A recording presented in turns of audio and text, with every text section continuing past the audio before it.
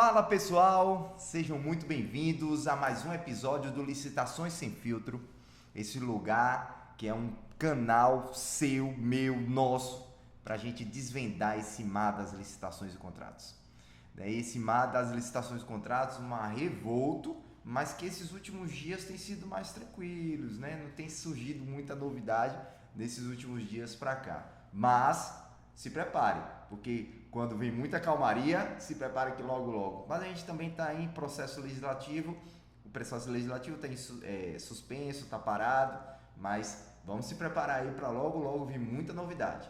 Né? Mas vamos iniciar, e aqui eu quero lembrá-los que o Licitações Sem Filtros, que vai sair os vídeos no YouTube, é especificamente para a gente tratar a lei do início ao fim. E esses primeiros programas são programas mais teóricos, menos técnicos, menos práticos, porém eu vou trazer alguns insights para a gente já estar avaliando, tá pensando melhor nessa forma de leitura ou releitura da Lei 14.133. E é importante a gente destacar, e eu vou fazer a leitura hoje dos artigos 2º a 4º, e alguns artigos no final, o artigo 189, até o artigo 192. Por quê? Porque nós temos um leve costume de fazer a leitura do artigo lá no meio da lei e achar que ele é isolado, e não é. Sempre tem algo que pode ser complementado por outro artigo da própria lei. E aí eu vou trazer esses aspectos para a gente compreender um pouquinho melhor e para a gente aprender e começar a trazer essa ideia para vocês, para que vocês possam começar a fazer a leitura mais de forma sistemática. Esses dias eu estava num evento, numa capacitação, e aí uma das perguntas que eu fiz foi: quem já leu a Lei 14.133 do primeiro ao último artigo? Né? E algumas pessoas ficaram assim, outras não responderam, aquela levanta a mão assim só pela metade, mas na maioria das vezes, agentes públicos que trabalham com licitações nunca leram a lei, né, de forma completa. E para isso, eu vou criar uma playlist, né? A gente já está em fase, eu acredito que daqui a uns 15 dias isso já vai estar pronto, por conta das edições, né? Nem por conta das gravações. É a leitura da lei do primeiro artigo ao último de forma lida. A lei de forma lida, separada. A gente está estudando de que forma que a gente vai separar, se a gente vai separar por capítulo, se a gente vai separar por seção, porque para que você que está lá na academia, no momento lá, fazendo a sua atividade física, põe um fonezinho de ouvido e vai ouvindo a lei, né? Isso é um método importante para a gente fazer leitura. Já existem livros assim, né? Para a gente não ter a gente não tem muito tempo para sentar e ler, mas a gente está no momento da academia, a gente está ouvindo. Eu faço muito isso com vídeos do YouTube e vídeos de cursos e capacitações em licitações e contratos. Mas vamos lá. Primeiro ponto, né? A gente leu o primeiro capítulo, que fala sobre normas gerais, normas não gerais. Isso está no vídeo anterior. Se vocês quiserem, podem voltar lá no nosso feed lá do YouTube. Lá vai ter os outros vídeos. E esse segundo, né, foi o nosso segundo episódio, fala um pouco do primeiro artigo, fala um pouco sobre normas gerais. Mais para frente eu vou falar um pouco sobre regime jurídico constitucional da Lei 14.133, mas isso a gente vai tratar mais um pouco, mais para frente. Hoje a gente vai tratar do artigo 2º até o artigo 4º. E veja bem, as pessoas têm costume, e eu vou falar isso aqui por conta de uma prática e algo que eu vi, né, na minha vida de estar nos municípios, questionando se fazer um concurso público fazia parte do método da Lei 14.133. Isso foi um questionamento feito dentro de um município, né? E aí, por quê? Porque a pessoa foi lá no artigo, pegou lá no artigo as modalidades de licitação e viu o concurso.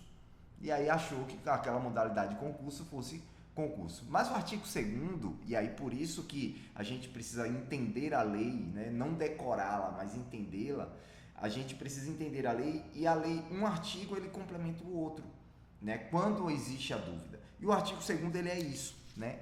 Ele faz para que se aplica, e muitas pessoas não leem o artigo 2º. Sabe por quê? Porque a gente vai direto lá. O que é que precisa ser feito para fazer a licitação? DFD, TP, TR, matriz de risco, mapa de risco, a gente só vai lá e a gente deixa a parte teórica, o fundamento da lei lá sem fazer a leitura. E o artigo 2º da lei diz o seguinte: a lei se aplica. Para que eu vou usar a lei 14.133? E não está incluso concurso público, certo? Não está incluso. Mas olha só, para alienação e concessão de direito real de uso de bens, compras, inclusive por encomendas, que é o que a gente mais faz, locação, a gente também faz isso, concessão e permissão de uso de bens públicos, e aqui é um ponto importante: concessão e permissão de uso de bens públicos. Concessão a gente vê muito, né, das estradas, concessão dos portos, concessão de aeroporto, a gente vê muito isso em critério da União. Mas quando no seu município, lá no seu município pequeno porte, médio porte, ele permite o uso de um determinado espaço público, é feito através de um processo que está aqui na licitação, né? E aí precisa se estudar de que forma que vai ser feito, porque para que eu use, um cidadão comum, utilize um bem público para crescimento meu, eu preciso de uma permissão, e essa permissão é feita através de licitação. Mercado público acontece muito permissão ou concessão de uso de bem, né? Prestação de serviço, inclusive os de técnicos profissionais especializados, obras e serviços de engenharia e arquitetura e contratação de tecnologia da informação e da comunicação. Então, para isso que serve a Lei 14.133. Ela se aplica para esses casos. Toda vez que a administração pública for fazer uma compra, fazer uma locação, fazer uma concessão ou permissão de uso de bem, fazer uma contratação de um profissional de especializado, tudo isso a gente vai fazer através de licitação com fundamento na 14.133. Só que o artigo 3º ele já vem complementando um pouco mais. O que é que o artigo 3º diz? Que para os contratos, alguns outros contratos, que poderiam ser entendidos que seriam feitos através da Lei 14.133, não se subordinam esses dois pontos. Esses dois pontos que um deles podem enraizar em vários outros pontos. Veja bem, não se subordina ao regime dessa lei o seguinte: os contratos que tenham por objeto operação de crédito interno e externo, gestão da dívida pública, incluídas as contratações de agente financeiro, né, e concessão de garantia relacionada a esses contratos. Aqui tudo bem, né, contratação de operação de crédito não é feito através de lei de licitação. Perfeito? Beleza. Por quê? Porque que foi necessário deixar isso claro na lei? Porque a gente está falando de contrato, né? Então, um contrato de operação de crédito não é através da Lei 14.133 por meio de um processo licitatório, certo? E aqui o inciso 2º ele traz o seguinte: contratações sujeitas às normas previstas em legislação própria. E aqui, meus amigos, eu trouxe uma norma que, apesar da Lei 14.133 ter vindo e ter revogado várias leis, como a Lei do RDC, a Lei do Pregão e a Lei 8.666, ela não revogou a Lei 12.232 de 2010, que é a lei para a contratação de agências de publicidade, né? E é importante a gente destacar isso. Esses dias eu tava na estrada e meu irmão, ele trabalha comigo, ele falou o seguinte, abriu uma licitação em um determinado lugar, um pregão para comunicação. E eu fiquei naquela, falei, um pregão para comunicação. É pregão, né? E fiquem atentos a isso, porque contratação de agência de publicidade não pode ser por pregão. Por que não pode ser? Porque o pregão está na 14.133. E a lei já prevê no artigo 3º, inciso 2, que as contratações sujeitas às normas previstas em outras normas não podem ser feitas através da 14.133 e sim pela norma específica. E a Lei 12.232 ela é específica porque ela traz um rito totalmente diferenciado. Eu não sei se quem está me ouvindo já teve a possibilidade de participar ou de fazer um processo para a contratação de agência de publicidade. É um processo muito demorado, muito complexo, mas é preciso a gente entender que é daquela forma para a contratação da agência de publicidade, certo? Tem uma norma específica, a lei federal, né, 12.232, que ela fala normas gerais. Olha que ponto interessante, né? Porque a gente tem a norma geral de licitação e normas gerais para a licitação e contratação pela administração pública de serviços de publicidade prestados por intermédio de agências de propaganda e da outras providências, né? Então, a gente precisa compreender, qualquer contratação de serviço de publicidade por meio de agência vai ser contratados pela 12.232, 12.232, isso é a 14.133, já está embolando a língua. Mas é isso. Então, é preciso compreender. Só que, quando a gente vai fazer a leitura da lei 12.232, e aqui eu vou fazer um parêntese para a gente falar um pouco sobre ela, mas lá na frente eu faço um vídeo específico, ela, em diversos momentos, ela cita, e ela não foi alterada, né? Ela não foi, o artigo não foi modificado, não houve uma nova lei que alterou os termos que estavam previstos lá na lei 12.232, que ela sempre cita, e até hoje, se você baixar lá no Planalto, né, e eu sempre faço isso, é uma orientação que eu faço inclusive, se em algum momento você precisar da lei, vá direto no Planalto, cuidado com lei impressa, porque às vezes revoga e a gente não sabe, e aí está revogado, está alterado, e aí a gente, com lei impressa, às vezes acontece esse ponto. E a 12.232, ela ainda faz remissão direta à lei 8.666. E aí é um ponto para a gente começar a tomar um pouco de cuidado, porque muitos direcionamentos dela, da 8.666, não tem mais como ser vinculados à lei 14.133, então ela tem que ser analisada de forma subsidiária. Então a gente precisa avaliar esses pontos. E aí, para a gente complementar esse artigo 3º, por isso que eu estou falando que os artigos eles se complementam, lá no finalzinho da lei, né, artigo 186, 7, 188 e 189, ele diz o seguinte, né, primeiro 186, que aplicam-se as disposições dessa lei subsidiariamente à lei 12.232, né?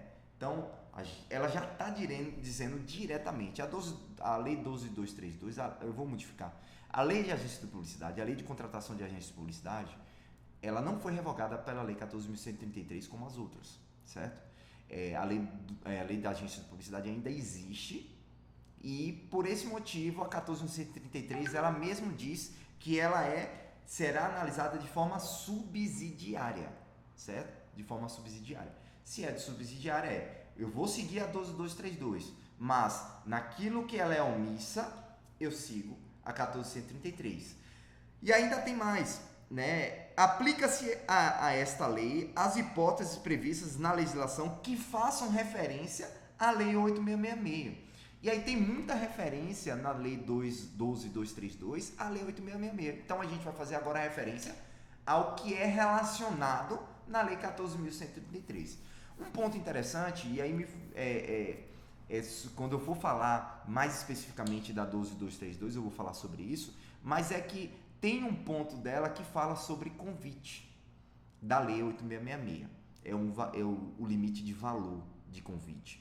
E aí é importante a gente ver que não existe esse limite de convite na 14.133. E aí é preciso a gente avaliar, né? Existe uma discussão de uma possibilidade de remodelação dessa lei da agência de publicidade. Eu acredito que não modifique ela em aspectos procedimentais, certo? Mas eu acredito que é preciso fazer uma releitura dela exatamente para poder fazer a vinculação correta ao artigo correto ou à lei 14.133. Eu penso que é necessário fazer isso, né? E a lei 12.232, ela tem muita forma, o procedimento dela é muito diferente da lei 14.133. Então é preciso a gente tomar muito cuidado na hora de utilizar. Um outro ponto, quando a gente fala de procedimento, e a 12.232 ela traz um procedimento específico, apesar de ser norma geral, ela traz um procedimento específico para a lei, são 4 sessões públicas, tem que ter uma sessão só para fazer a eleição da equipe técnica que vai analisar a proposta técnica, então ela é bem complexa. Os municípios e estados, eles podem se utilizar, porque a lei, mais uma vez falando, para não ficar chato, mas eu vou falar, a gente precisa regulamentar no nosso município com base na nossa realidade. Cuidado com o terno de Didi, né? O terno de Didi é aquele terno grandão, né? E a gente está pegando o terno da União, que é fortão, grandão, e botando nos municípios pequenos, fica parecendo um terno de Didi, um terno gigantão, né? E não é pra gente fazer isso, a gente precisa tomar cuidado quanto a isso. Então, a lei trouxe no artigo 187 essa possibilidade. A possibilidade de que, se os municípios não regulamentarem, poderão se utilizar dos regulamentos editados pela União. Poderão. Então, o que é que acontece? Eu não tenho um regulamento. Eu posso usar o regulamento da União? Posso. Devo? Não vou responder. Vocês fiquem à vontade aí para responder. Mas fica a critério de vocês. Eu entendo que não deve. Certo? Regulamente a sua realidade. Tenho dificuldade, Oswaldo, como é que a gente faz no meu município? A gente está discutindo, mas a gente está tendo dificuldade para regulamentar. Os termos técnicos é muito complexo. Pega o regulamento da União, copia, joga no Word, retira lá. E aí agora você começa a remodelar isso e os procedimentos e ver se os procedimentos se adequam à sua realidade. Então, pense bastante quanto a isso. Pega outros regulamentos de outros estados, de outros municípios e comecem a adequar esses regulamentos à sua realidade. O regulamento, ele vai dar segurança jurídica para o seu agente público. E existem posicionamentos nos regulamentos, só um minutinho, ver se o WhatsApp não para. Nos regulamentos do município, nos regulamentos da União, que todos os casos omissos serão dirimidos pela Secretaria de Gestão. E quando tiver um caso omisso no município, o agente público vai decidir por ele. Então, pense bem, regulamente no seu município com base na sua realidade, né? Um outro ponto interessante é sobre a questão dos contratos, né? Os contratos oriundos, né, que foram elaborados e foram assinados, foram feitos durante a lei revogada, né, antes desta lei, será utilizado os fundamentos da lei revogada. Então, se o contrato foi feito na 8666 lá em 2021, e ele está vigente até hoje, porque ele pode ser prorrogado por iguais e excessivos períodos até 60 meses, é o que a lei 8666 dizia, agora a gente pode até 10 anos, né? Se pode ser, e ele está vigente até hoje, esse contrato ainda está vigente com base nos fundamentos da lei revogada, da lei 8666, certo? Porque o contrato administrativo, ele é acordo entre as partes, e ele está lá regido pela 8666. E a lei também prevê a impossibilidade da junção de modelos, né? Então, a gente não pode fazer um processo licitatório na lei 8666, não poderia, né, na época, e terminar com um contrato na 1433. Não podia, né, fazer a junção dos modelos e da legislação. Então, esse é um ponto interessante, né? Então, para que se aplica? Se aplica para estes casos. Não cabe para um concurso público fazer com base na lei 14.133, certo? Alguns outros entendimentos, né, possam incluir qualquer um outro tipo de contrato dentro do que se aplica na lei. Então, se aplica, bem. Se não se aplica ou se não se subordina a essa lei, tem uma lei específica, segue a lei específica. Possivelmente, futuramente, possa ser que a gente tenha lei específica para algum outro tipo de procedimento, né? A gente ainda não tem. Então, hoje, a gente tem a 12.232, que é uma realidade nos nossos municípios. E fiquem bem atentos, o SEMP, né, o Conselho, né, ele fica muito atento quanto à publicação de contratação de agências de publicidade por pregão, porque isso é ilegal. Beleza? Artigo 4º. O artigo 4º, eu não vou me aprofundar muito, porque eu ainda vou fazer um vídeo específico falando sobre EME e EPP. Mas o que é que o artigo 4º diz? Né? Que as contratações sujeitas às normas previstas em legislação própria. Artigo 4º. Aplicam-se às licitações e contratos disciplinados por esta lei as disposições constantes no artigo 42 a 46, 49 da Lei 123, que é a lei da microempresa e empresa de pequeno porte. Então, todos aqueles critérios de que a lei da preferência, do limite para critério de empate ficto, todos esses pontos ainda estão vigentes com base na Lei 14.133, certo? Então, só precisa a gente avaliar. O único ponto que eu vou me aprofundar nesse vídeo de hoje, e não vou me aprofundar, vou fazer uma pincelada, é sobre o que a lei trouxe sobre o critério de que uma declaração de ME/EPP, sendo que a empresa não está mais enquadrada como ME/EPP, isso é uma declaração falsa, né? Inclusive, eu publiquei no meu Instagram, qualquer dúvida pode ir lá, pega lá no meu Instagram, vai ter um acórdão, exatamente falando sobre uma empresa que foi declarada inidônea, preste bastante atenção, foi declarada inidônea por conta de uma declaração falsa, e a declaração de ME/EPP também é uma declaração falsa caso você não esteja enquadrado, né? Um outro ponto interessante é quando eu declaro que eu sou ME/EPP, estou enquadrado como um ME/EPP, mas eu já tenho mais de que 4.800.000 de contratos firmados no exercício. E a lei diz que quando uma microempresa ou empresa de pequeno porte, ela já ultrapassou dentro do exercício financeiro a soma de contratos firmados ultrapassando o limite de empresa de pequeno porte, ela não pode ter os direitos previstos na Lei 123. Então, só são esses dois pontos. Eu vou me aprofundar especificamente quando eu for falar sobre ME/EPP mais à frente. Beleza?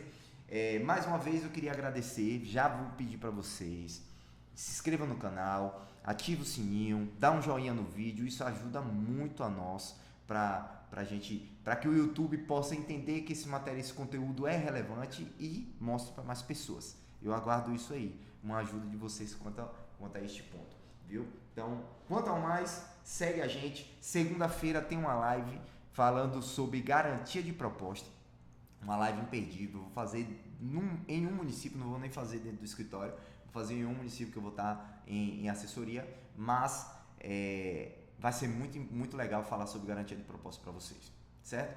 Então, muito obrigado por estar conosco. Qualquer informação, manda aqui, coloca aqui nos comentários qual conteúdo que você quer ver quando a gente terminar toda a nossa lei, ou durante a gente vai falando sobre a lei, ou se você tem um posicionamento contrário também, fique à vontade, comenta aí abaixo e a gente vai debater esses conteúdos. Também segue a gente no Instagram, prof.oswaldopires, e também temos o nosso podcast, o Soap Juriscast, né? Soap Juriscast, é tudo junto, lá no YouTube e também no Instagram.